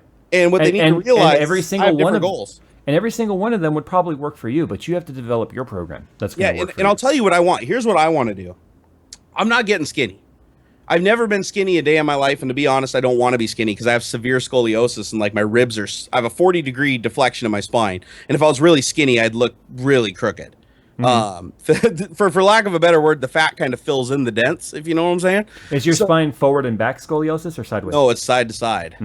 It's like, gotcha. And my ribs are like this on one side, and then on the other side, they're so close together they actually pinch my lungs sometimes. But you don't notice when you got some weight on you and it's covering up all those bones and everything. You don't notice it. So I'm not looking to get skinny, but where I was happiest in my life was when I was lifting weight. And back when I was benching about 290. Back when I was working out when I was at Microsoft, and I got down to about 215 pounds. That was probably the lightest I'd been in my adult life, and I had a lot of upper body strength, like because I was pumping iron 3 times a week after work, and I loved the way I felt during that time. But the problem was I hurt my back, and I couldn't lift weight for like 3 months, and seriously, I just ballooned up and couldn't get myself back there. Yeah, I don't want to get huge. But I do like lifting weight. That's like when I go to the gym and I lift weight, it's like that. It wears me out and it makes me feel good. Well, you can probably test this. If you've lifted weight before, right, Jay? I do weights twice a week. Right. So do you do like low reps, or do you do high reps, low weight? No, but here's the thing. We used to do high weight, low reps. 12, 10, 8, 6 reps, and then maxing out and increasing weight on every set. Right. But because we're in a fat loss program right now, we are doing high reps, lower weight. Right, and that's better for the weight loss. Well, when I was Right. doing it, I was doing high weight, low reps, Which where is good, which will basically, build you. oh yeah, it's just muscle low building. twitch. That's It's all low it is. twitch. Yeah, it's just. But the thing is, you know that feeling you get when you do it. It's your euphorium, whatever it's called. Yeah, You know yeah. what I'm It's trying to like say. you don't get like when Euphoria? you do the multiple reps with low weight, you get exhausted. Right. When you do the high weight low reps and you get to that point where you can only do like one more, you're not exhausted. Like you can still only do the one more, you're not exhausted, but you just get this like euphoric feel Right. Right. over your whole body. Like your body's just like, whoa, I just pumped a lot of whatever it is everywhere to make this happen. But that's the And best way to that feels describe. good. That's the best way to describe what my entire bike ride feels like. Yeah, yeah. It's just like, what do they call it? The runner's high or whatever. You Yeah. hit that point where your body is like rewarding you, basically. Your body's like, shit, we got to keep this up for a while longer, so I better make you feel awesome. Yeah. No, I mean, you just have to find that thing that clicks for you that you really enjoy. I mean, you don't have a lot of options, obviously, where you are. I mean, the gym, you can only get so much in the gym. I'm an outdoor guy, so the gym is, I do it because I need to do the strength training and the resistance training with the fat loss. It's kind of a package deal. You have to do both. Yeah. You can't just do cardio. But for me, like being outside, being on the bike, that's the thing for me. But you never know. I mean, for you, it could be mountain biking, it could be biking, it could I got to just be the lose weight walking. before I get back on the bike, though, just because you see how hilly the terrain is around here. Yeah, you're kind of Like, screwed. I've got no place where, I mean, I've got maybe one place where I can go and ride a flat trail for a while, you know, and it's a dirt trail. You know, Yeah. it's not like a road bike. So you get If worn I lived in out. your area with the hills that you have, I would be at my goal already. Probably. So and the sad thing is, I used to be able to do all that stuff. Like even at 260, when I was around 260 pounds, I still went on like 12-mile mountain bike rides, like at a pretty steep grade, like 1,000, what was it, 1,200, 1,500 foot elevation climb, Yeah. and 12 miles, and I could do that like no problem. And it's like last time I went and got on my bike, oh my God, I rode like I think a mile away from my house and turned around and was like, because it's a mountain bike, it's a full suspension mountain bike, thing's heavy as hell. See, Body weight- here's an example of what I'm talking about right here, and I'm going to call this guy out on chat. Uncover Elite. If you want to lose weight on a bike, you have to ride many miles. Now, here's the thing that makes that complete and utter bullshit. If you're sitting behind a desk all day long and your body isn't moving, if you're just sitting there sedentary, stationary all day long, like you did at Microsoft and I did at my job, and still do today. okay, Yeah. if you get out and ride a bike 5 miles, 3 miles, and it takes you 30 minutes, 45 minutes, or an hour, however long it takes you to ride those miles because you're out of shape, your body's moving. Your body is exerting energy. Your body is going into reserves as long as you ate properly and pulling out reserve energy, fat, to turn it into muscle movement. Okay? You're moving. That low mileage, which your body is not used to, is going to have results. So no, you don't need to get out and get on a carbon fiber bike and ride 30 miles a day to lose weight. It doesn't Right. work that way. So every time a person goes in there and says, in order to lose weight on a bike, you have to ride tons of miles, you are complete and utterly full of shit. That is no other way to put it. Well, that's other like people- that's like saying if you want to lose weight running, you've got to run a 10K every single day. No, you're full of shit. It doesn't Well, it's work like that everybody way. tells me that to lose weight, I have to like change my diet to be a really healthy diet. The truth is, to maintain 300 pounds at my current height, Like my caloric intake 4,500. has to be like, yeah, it has to be over 4,000 calories a day. If I just, I could seriously, like, if I just ate like a large pizza and that's all I ate for the day, I would still lose weight. You would, but you would lose a lot of other things with it, though. No, you would, and that's another problem that I dealt with back when I used to do. I don't want to call it like competitive. Well, it was competitive dieting, where you basically make a bet with friends. Yeah. And we had a bet at work once who could lose the most weight in a month, and I lost 42 pounds, and another guy lost 48 pounds in a month, and I got really, really sick, and it was because literally all I ate for a month was Cheerios and non-fat milk. Right. And my body just went into like scurvy mode. Like I wasn't getting any vitamins. My bones and joints hurt. I like really fucked myself up. And that's why I wasn't, that's why I kind of scared myself away from diets, because I was like, yeah, I could lose so much weight. Yeah. It's funny. Pat Patrick over, he's like, what the fuck is this? This is my first time on the stream. Figure this out. Yeah. The only tech that really goes into tech talk is the technology it takes to bring it to you. Other than that, it's just Jerry and I hanging out, and that's what people it's like tech talk because we're using tech to bring this talk to you, not because It's like we're at the bar, we're just chilling and talking. 1,800 people are sitting here with us, So, the problem is a statement like that saying you have to run many miles, you have to ride many miles, you have to put in X amount of hours at the gym. That is only a partial truth, Because what's going to happen, let's say my first ride was 11 miles, I think. My average miles per hour was 10, and it took me something like an hour and 45 minutes to do it. I can do 11 miles now in about 28 minutes. So the reason why that is a partial truth is if you continue to do the same mileage over and over and over and over and over, and you don't push the increase of mileage, you're going to eventually plateau out where your potential weight loss is. You can still continue to lose weight at, let's say, 10 miles every other day if your eating is proper. Well, yeah, the lighter your body gets, the more efficient it is, the more you have to do to lose. Right. That's another thing why I love how, we're going to talk about the bike again, sue me. It's when people are like, Jay, you can't lose weight on a light bike. Really? Really, guys? Have people really said that? Oh my God. You know how many people were like, Jay, if you wanted to lose weight, why on earth did you get a light bike? You know you can't lose weight on a carbon bike. It's like, what is wrong with you? How many times were you dropped on your head? Because, no, I'm serious. This is my Cannondale, my Cannondale Quick 5. It's an aluminum bike and it weighs 28 pounds. Okay? My carbon fiber bike is 18 pounds. Do you really think when a guy weighs 300 pounds that taking 10 pounds off the bike means all of a sudden, nope, you can't lose weight, your bike's too light? Now, here was another argument that took place in the Instagram comments on my bike. Are you ready for this? Guys, this is why sometimes reading comments on any forum or any post is a bad idea. Someone really tried to tell me that if I wanted to lose weight, I had to ride a mountain bike because it was heavier and more resistance, and having a efficient road bike was doing me a disservice because it was easier to pedal. So someone else chimed in and said, are you really saying that he should be running around on a heavy bike like a mountain bike if he wants to lose weight, and a road bike wouldn't cause him to lose weight? Why don't you just tell him to go on a single speed for that matter? This guy then chimed back in to say, well, no, haven't you ever heard of a gearbox? That's why you shift gears to make it easier. Oh my God. So his argument of saying... Brought to you by the internet. So his argument of saying getting a more efficient bike won't make you lose weight because you're making it easier on yourself. His argument then on why a mountain bike isn't hard to pedal is because you have a gearbox to make it easier. Yeah. Drugs are bad, okay? Yeah, it's sorry. What is it? Conservation of motion.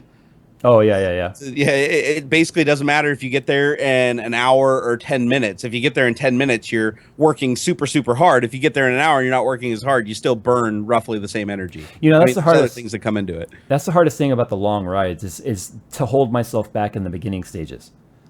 Because if I'm going to do it like Saturday, let's say Saturday, and I'm working on this mentally right now. I know I'm going to have to do 65 miles once GPS cleans up to make sure I have 62 to earn my Fondo badge. Now, in the first 20 or 30 miles, I could go balls out as hard as I want and have no problems, complete my ride, and probably even break some personal records. But the thing is, I'm gonna burn out the distance I can ride by using up all that energy earlier in the ride. So it's hard for me to make sure that I go slower in the start to make sure that I have the energy left at the end. You know what I mean? Yeah, no, and that's really hard for me to do because I even when I ride my mountain bike, it's like I push really hard and I exhaust, and then I have to force myself through it. Yeah. And that's why I haven't like this is the first year. Who are you typing to? Was someone saying I haven't lost weight? Yeah, so some guy was like, "You're never gonna lose weight. You're never gonna lose weight doing what you're doing, Jay." Oh, he's probably being sarcastic. Yeah, I think he was probably being sarcastic. Yeah. Well, since we're getting close to shutting down the stream, why don't we take some questions just so you know we don't leave. But you guys, you need to understand that also because Jay and I are so busy, this tech talk actually serves as a forum for us to just talk to each other. Mm-hmm. Like, you know, we talk on Skype here and there, but we're both so busy that, you know, it's like, it's nice to, you guys are witnessing us having a conversation. It's nice. I talk to Jerry for 2 hours a week, 15 minutes before the show, an hour and a half during the show, and 15 minutes after the show. Pretty much. Pretty much. Yep. All right. See what we got here. Let's see. We got Neville asks, Jerry, you're still... Potter. Huh? Harry Potter. Neville. Longbottom. Neville. He asks if I'm still using the GT Omega Master XL chair. And if I'm on the hunt for another one. Actually, my Master XL is still in the room, and it's Jay's chair when he comes and visits. That's Jay's chair. I'm actually using the GT, not the, what is it, the GTO? No, the DX Racer. There we go. I'm using the DX Racer chair now. I really like this DX Racer chair. Wait till you get a King series. I know. I want one. Let's see here. What else we got? Gary. So reviews by Gary. We all know reviews by Gary. How long do you think before x86, x64 architecture is replaced by another? Soon or never? Well, replaced is kind of a hard word. I don't think it'll be replaced. Isn't everything programmed for it? Yeah, I don't think it's going to be replaced because that instruction set's been around how long? Forever. For absolute ever. Even the x64 architecture is just an extension of the x86 architecture for 64-bit. So it's still, I don't think it's going anywhere, but I'm going to put a little caveat on there, and that is ARM is starting to really, really show its power and its cost effectiveness. So as soon as we start seeing ARM processors that have 32 and 64 cores. Did you watch their recent live stream of their new architecture? Yeah, you should watch it and get caught up on that. So as soon, but yeah, okay. So maybe that's the direction they're going. But as soon as ARM starts moving into the space where they're multi-core and they can start making up for the lack of instructions, I honestly think that ARM is going to be the contender to replace x86 and x64 in the future. But as far as it happening anytime soon, I don't think so. I think that'd still probably be 5-10 years down the road. But just like anything else, I think the x86 architecture is destined to die at some point because of efficiency issues. I mean, the architecture itself is dated. But again, there's so much software built for it, and the cross-compile software for different architectures poses a lot of problems unless the architectures are incredibly close and their capabilities. And ARM is not very close at all. That's why when I was at Microsoft, they literally had to do a lot of reprogramming and tooling on the kernel and the HAL and everything to make it all compatible with ARM. And even when they did that, there was still a lot of stuff that didn't port over very smoothly. So I think it's a ways away, but I'd say ARM. What do you think, Jay? Do you think ARM would be the next logical contender? You know, ARM, I expected more from them sooner than what we're seeing now, only because they teamed up with Samsung 3 years ago. Especially for the mobile stuff. Has it been 3 years? Yeah, technically CES 2013 is what they debuted. They worked on in 2012. Damn. So, and that was where I first saw ARM processors in Samsung phones for the 8-core mobile phones. So, I don't know though. It's really hard to say. I almost feel like ARM's entire focus is always going to be on the mobile market. Yeah, I mean for efficiency reasons, if nothing else. Yeah, but I don't know if they'll ever desktop efficiency is becoming an issue now too. I mean, we have systems that are consuming 1,200 and 1,500 watts of power with really high-powered GPUs, and if you could run ARM processors that didn't need 130 watts a pop, you free that up for GPUs. But only if they can match the performance would people care. No, and that's what I'm saying. I think they got a long ways to go before they get to that point. But that's kind of where AMD's gamble is right now, though. AMD's gamble is on the APU technology, which is all about the APU technology that AMD has is very efficient compared to anything that they have on the x86 or not x86, but like the FX stuff. So they're working on bringing more cores, including GPU power, built into a very small package. So I was actually having this conversation earlier where they decided to switch gears like that a few years back. That's why they've really kind of been non-existent in the CPU market in the last 5 years. Yep. In terms of new tech. So I think we're going to need another 5 years at least before we'll start seeing the potential of some of this higher efficiency, higher core count, lower. And even with the APUs, you're still talking about an x64 architecture, but you're talking about augmenting it with a lot more efficient, the GPU side of things. But it also depends on how they're going to integrate that GPU, because rumor has it that some of the new APU technology in the future is going to have full-sized Hawaii-based R9 290 and 290X GPUs on the APU. That's insane. Yeah, could you imagine getting the power of a 290 or 290X in something the size of 1 inch by or 1.5 inch? Yeah, I'm like thinking like, how do you even cool that by comparison? I mean, it'd have to be so much more efficient than it is today. Again, this is all rumors, but we were seeing 250 watt TDP for the entire package, including the CPU cores. That's pretty cool. I'd be curious. I'd be curious. I mean, that would definitely put AMD back on the map. It would, and especially if a system like that was able to utilize DDR4, the GPU could use the DDR4 system RAM. Because that's the thing, you take the 290X and you start utilizing DDR4, then it's not using GDDR5. I don't know what kind of memory bandwidth differential there would be. So this is all just rumor mill type stuff, something that WCCF Tech would put up as like fact. I don't know yet. We'll just have to wait and see. Well, the other thing too is, I mean, another little kind of paradigm shift that we're seeing here too is that GPUs are being used for a lot more than just graphics. People are starting to realize that that the GPUs are incredibly powerful, doing floating, anything floating point operations, anything mathematical. They could have realized this decade ago. Yeah, so realistically, and it's being heavily standardized with things like DirectX and stuff like that. You have common ground between all of the different GPUs. It's not like the Voodoo technology where it's like, oh, the game has to support it or whatever. It's common. So I think if we keep seeing the move towards that, eventually we may see ARM coming to replace x86, sooner rather than later, because the CPU is not going to have to do much heavy lifting at all.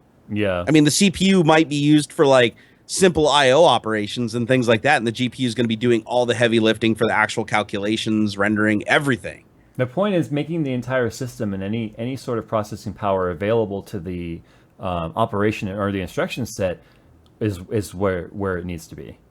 Yeah, and that I think that would be really cool. Like that would be a good goal. But again, you'd have to standardize across every AMD and NVIDIA would have to get in a room and shake hands and be like, all right, we're going to standardize. It's never going to happen, never. But if it did theoretically, let's say they just went in and they said, you know what, we're going to standardize on like something like Mantle, right? They can't even standardize on refresh technology.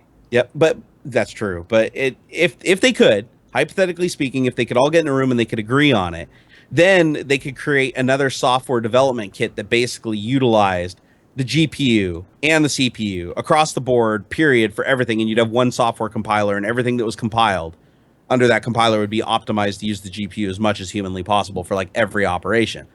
That would be phenomenal. Do you know why I don't think that'll ever happen? Personal opinion here is that would require the companies to think first and foremost about the advancement of technology before money. And that'll never happen because business is business. Exactly. That's true. And that's not to say that NVIDIA is greedy or AMD is greedy, but to get the end goal would be potentially lowering the bottom line. Or raising the bottom line, technically, I guess. I don't know what the right direction of that line would go, but the bottom line is, once again, say bottom line, would be they would have to think about the advancement of the tech before the investors, and that'll never happen. It'll never happen because the company exists because of the investors. Right. Oh, don't you love that? Don't you love how business ultimately just kills innovation? But that kind of strengthens why we need a company like ARM to exist and get up here and get up to speed, because as long as it's like our political system, as long as it's a two-party system, AMD and Intel or AMD and NVIDIA, you're never going to have true advancement of technology because as long as AMD's trailing, NVIDIA doesn't have any reason to really show all their cards, even though they kind of have been continuing with their timeline. I'd hate seeing there only be two options. And that seems to be the case in almost any industry, though, right? There's always like two main players. Yeah, there used to be quite a few different players. Like I remember back in like the Pentium days when Cyrix was a competitor and they had an x86 offering. I remember, was it IBM produced? Remember the Blue Lightning chip? Sun Systems? Yes, Sun Systems. Well, Sun Systems was an x86 architecture, though. Oh, was it? Okay. No, I didn't know much about Sun. I just know we had them in the office. Yeah, and then there was DEC. Remember, DEC did the Alpha. Right. The original AMD 64, not AMD, sorry, the original 64-bit architecture, but those died just like Intel tried to do the Itanium, which was IA64 architecture, and the Itanium is all but dead. I mean, there might be some still out there in the wild because they're really good with SQL and database stuff, but unless the program is hugely out of its way optimized for IA64 architecture, it doesn't work well. And I think that's why AMD and Intel are still the juggernauts, because they do share that common ground and they're fighting for just raw performance. Right. Like they're both architectures, just like they even blurred the line. Remember the extensions? Like what was it? AMD had SSE and Intel had MMX, and now all the lines are blurred. Everybody's got everything now. Okay. Like every CPU extension is on, like Intel has SSE 1, 2, n number of SSEs, MMX, AMD now has MMX. And so that's the thing, is neither one of them really has anything over the other, except for like the little kind of gimmicky shit like hyper-threading versus physical cores. Like what would be another good example? The way that they do their caching on the CPU, the L1, L2, and L3 caching is a little bit different and stuff like that. But ultimately, then the day they share the same instruction set. If they could do something like that with the GPUs, that would be amazing. Like if you had AMD and you had NVIDIA both say, listen, we are going to use the exact same base architecture so that the same compiler, the same APIs, the same machine code will run across, and all we're going to do is focus on just trying to be the faster one at doing it. You know, none of this SLI versus Crossfire. They would all use some same standard for scaling across multiple GPUs. God, you would see the performance just going through the roof on both sides. I mean, it would be a straight up arms race just for speed. I had a conversation with AMD last year, probably around June, and they were talking about the exact thing that you're talking about, where some of their future APU tech was how Mantle was just kind of like the spear, the tip of the spear. When it comes to API and utilizing all facets of computational power in your system, and how even with the right coding, you could even take the small processor and a sound card and levy the power. And they were talking about how that's kind of where the future is for AMD, and they want to really start utilizing API technology, or utilizing full potential of API and offloading different aspects of the game or the rendering program or the workflow. Yep. And how it could be available to everybody across all platforms, even if and they said this flat out. They're like, but it would take a company like NVIDIA getting on board. So unfortunately, things like that are probably not going to happen, where even an NVIDIA card could be leveraged by an AMD APU. But again, they would have to, like you said, standardize the APIs. And the likelihood of that happening is unfortunately very, very low. So no, I agree. Could you imagine right now? Like I have the 3 Titans in here, right? Right now, a little bit of them get used when I'm doing rendering. A little bit of it. But imagine if those Titans, if I'm playing a game, were able to be completely leveraged in other ways, rather than going, okay, we're playing a game, it doesn't need all these power. In SLI configs, people will send me messages and say, I don't get it, Jay. My SLI config is only being used 60%. Why isn't my GPU going to 100%? Because the GPUs are telling you they're not under load to do what it is you're asking of them. So to be able to leverage that overhead to say, okay, we've got additional computational power here. Let's start letting the GPU do other things. Let's let the GPU work on some AI in the game. Let's let the GPU start rendering specific effects, not just the screen. Until the APIs are unified and standardized, other than just, let's say, DirectX, it's untapped potential was kind of what they were trying to describe to me. I think that an even easier way to explain it would be like, right now you have DirectX, right now you have OpenGL. Those are some standards that the graphics cards both share in common, but they both have different implementations of how those standards work. AMD's obviously better at OpenGL and OpenCL, right? And NVIDIA, but imagine, tends to be more DirectX and CUDA based. Yep, but that's the thing is, like, if you want to render video in Premiere, you have to basically go enable the CUDA driver or whatever. So it's basically using CUDA to the GPUs to do it. If everybody agreed and standardized across the board and there was one common API, all that would matter programmatically is that you want to do something mathematic. That's it. You'd basically just be saying, I want to render this frame, so I'm going to compute this frame out. And the underlying API would be distributing that workload, saying, I'm going to use the CPU because it's better for doing this. I'm going to use the GPU because it's better for doing this. And that would all happen behind the scenes. And now it wouldn't matter if you had AMD cards. It wouldn't matter if you had SLI or Crossfire. None of that would matter. All software would utilize every bit, every drop of performance you had. Yeah. And honestly, like you said, I mean, that's never going to happen because NVIDIA wants to corner the market. AMD wants to corner the market. They both have enough share on either side that neither one of them wants to give up anything. They both still have a shot at having the whole thing. Yeah. That's pretty crazy. Here, let's take 1 or 2 more questions and wrap. Yeah, because we're in overtime. I know. I had a lot of people over there were like saying it's an overtime. Yeah, no, it's because we had a good conversation. Let's see here. I'm going to go down the list a little bit for some of the earlier guys.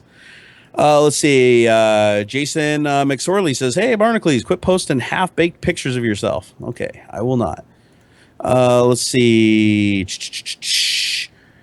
Oh, yeah. This we talked about this a little bit before. We'll just retouch on it a little bit. Nick Potator says, what are your opinions on Rockstar being so strict with mods?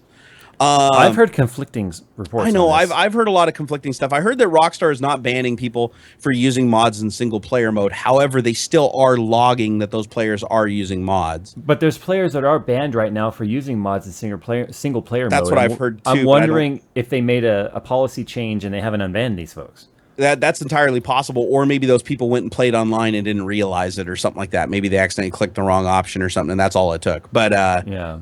but again, it's like my opinion on that is if you buy a piece of software, I think if you're running it standalone on your system, you have every right to do whatever the hell you want with it. It's just like if you want to jailbreak your iPhone, for instance, or something like that, that's fine. But if you're playing online, that's a contract and fair play with everybody else.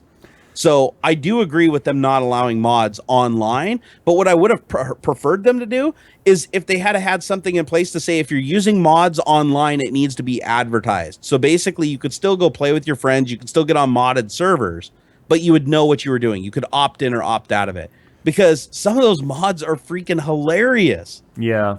I'm on YouTube watching these mod videos, and I'm like, it makes it a better game. It's just like Counter-Strike for Half-Life. Imagine if that couldn't have happened. But considering you're not actually buying the game, I mean, they do have all the right to ban people modifying the source code.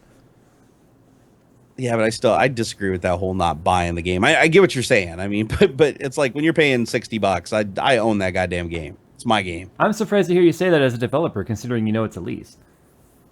Well, no, it depends. If you read the page that loads right in front of you as the game is loading, it even tells you that you're purchased a lease or right to play the game. You don't own the game.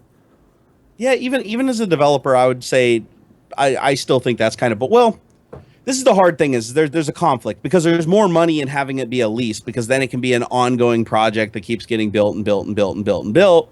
And you have the ability to ban everybody, and you reserve all the rights, and you own it, just like World of Warcraft or something like that. It's a massively online game. That's the thing that I guess we got to take into account is that at its core, it's a very online game. I mean, even playing in single player mode, I mean, there's stuff that's downloading from the servers. There's things that are changing. There's updates that are coming down.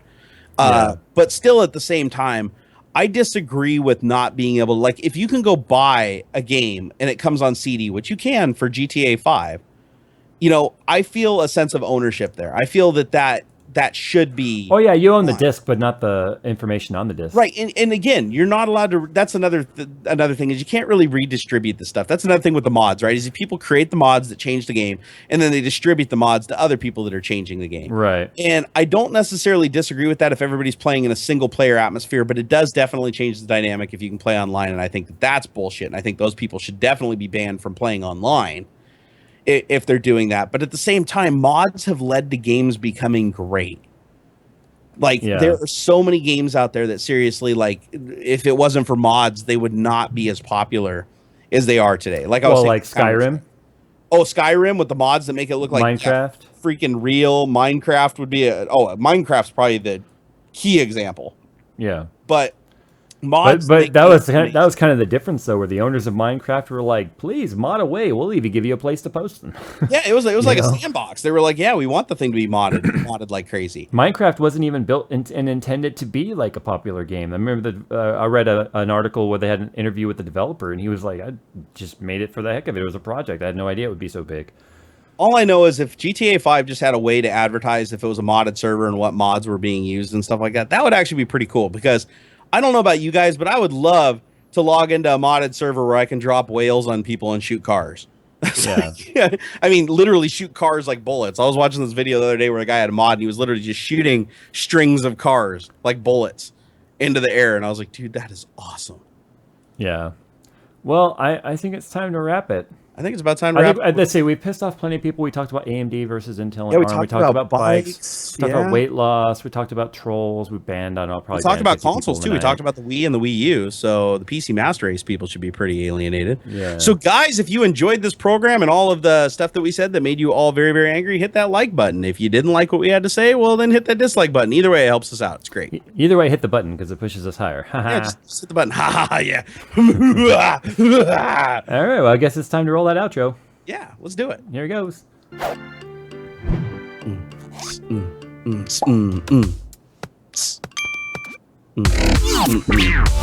Yeah. I just want to say one last thing. Consoles are better than PC. Bye. Way better. Way better. Bye.